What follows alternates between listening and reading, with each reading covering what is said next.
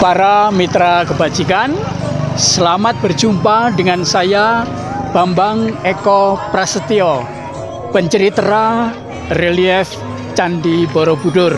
Kali ini saya akan menyampaikan sebuah cerita Raja Mandata, penguasa bumi dan langit di Dusun Butuh, Desa Temanggung, Kecamatan Kalianggrek, Kabupaten Magelang.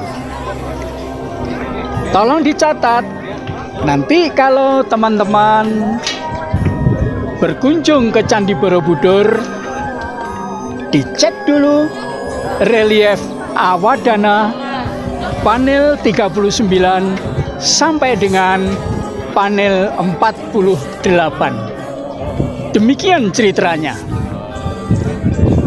Hari itu di sebuah desa di pinggir kota kerajaan, seorang pertapa sedang memberkati air yang diyakini akan memberikan berkah bagi perempuan-perempuan yang ingin memperoleh keturunan. Perempuan-perempuan yang ingin memperoleh keturunan itu cukup minum air yang diberkati oleh pertapa setempat dan diyakini tidak lama akan mengandung dan melahirkan anak. Ketika mereka beramai-ramai datang ke pertapaan itu, Raja Uposada, yakni penguasa negeri itu, hadir pula di desa tersebut. Tanpa bertanya, karena demikian haus, ia langsung minum air yang telah diberkati oleh sang pertapa. Sang pertapa dan juga para wanita yang berkumpul di situ sangat terkejut, namun mereka tidak bisa apa-apa, mereka tidak bisa mencegah. Yang terjadi kemudian, setelah sang raja kembali ke kerajaan, ia ternyata hamil. Ia hamil bukan di perut, tapi justru hamil di kepala. Dahinya semakin hari semakin membesar, dan pada saatnya lahirlah seorang anak laki-laki dari kepala sang raja. Anak itu dinamai Mandata. Ia yang lahir dari kepala. Raja mengasuhnya dengan baik dan mempersiapkan Mandata sebagai calon raja menggantikannya ketika ia sudah lanjut usia. Memang sejak muda Mandata menunjukkan hal yang sangat luar biasa. Ia sangat cerdas, ia sangat bajik, dan yang luar biasa lagi, ketika ia mengepalkan tangan kiri dan telapak tangan kanannya ditempatkan di atas kepalan tangan kiri itu, apapun yang diminta terkabulkan. Dengan berbagai kecakapan yang ia miliki, Mandata berangsur-angsur menjadi pribadi yang angkuh, pribadi yang tidak mau dilebihi oleh orang lain. Dan bahkan ketika menginjak dewasa, ia tidak mau lagi dikungkung di istana. Ia mengatakan pada sang ayah, "Ayahanda, aku mau pergi ke hutan, aku mau tinggal di sana, aku mau menikmati kemerdekaan, menikmati kebebasan, menikmati kebahagiaanku." Sang raja tidak bisa mencegah. Ia membiarkan Mandata meninggalkan kerajaan dan tinggal di tengah hutan. Ketika di tengah hutan, ia memperoleh kabar bahwa ayahnya sakit. Nampaknya ayahnya sudah tidak bertahan lama. Ia telah mendekati masa ajalnya. Dan itu diberitakan kepada Mandata. Tuan, ayahanda sakit keras. Ayahanda telah mendekati ajalnya. Aku di sini saja. Tuan disiapkan untuk menjadi seorang raja. Aku di sini saja, kata Mandata. Lalu Mandata ketika itu ingat akan sahabatnya, yakni Yaksa Diwaukasa yang tinggal di atas awan sana. Diwaukasa datanglah ke sini, dan sesaat itu Diwaukasa hadir di depan Mandata, sang putra mahkota.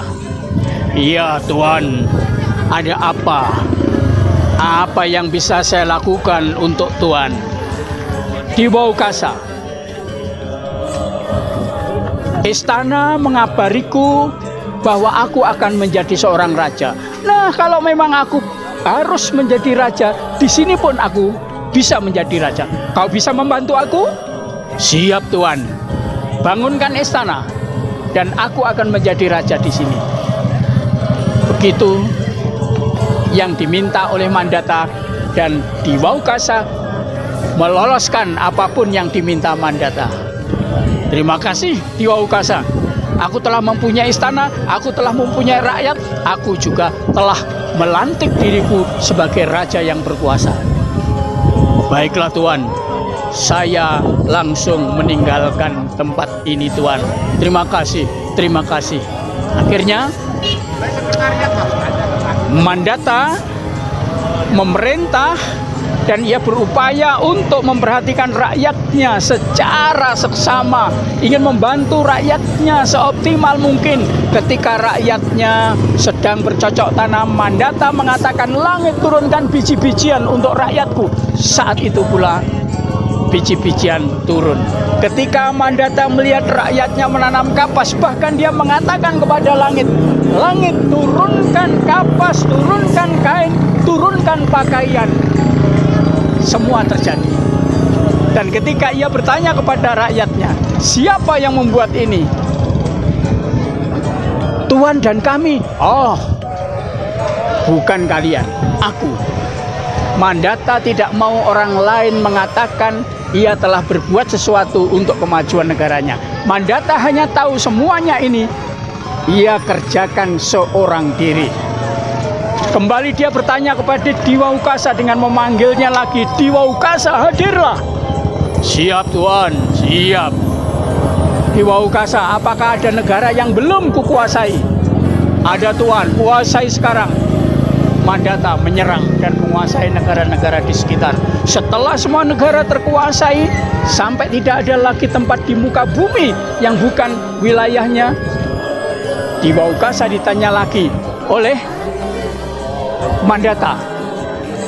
Lalu Mandata mengatakan, oke, saya akan berangkat ke langit dan saya akan menyerang kerajaan Raja Sakra.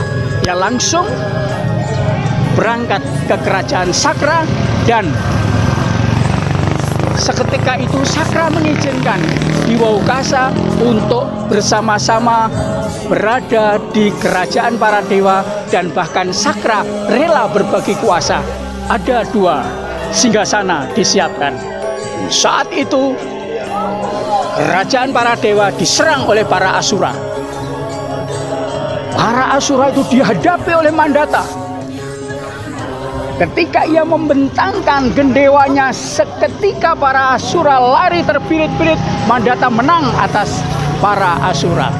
Sehingga ia berpikir, daripada saya berkuasa bersama Sakra, lebih baik aku berkuasa seorang diri. Akhirnya yang terjadi ialah Mandata terpelanting dan jatuh ke bumi karena keserakahannya. Para punggawa di bumi terkejut dan bertanya kepada Raja Mandata, Tuan, pesan terakhir apa yang Tuan ingin sampaikan kepada kami? Rakyatku, ingatlah tidak ada kebahagiaan yang melebihi hati yang bisa bersyukur. Saat itu Mandata wafat, rakyatnya mendirikan stupa di atas pemakaman Mandata.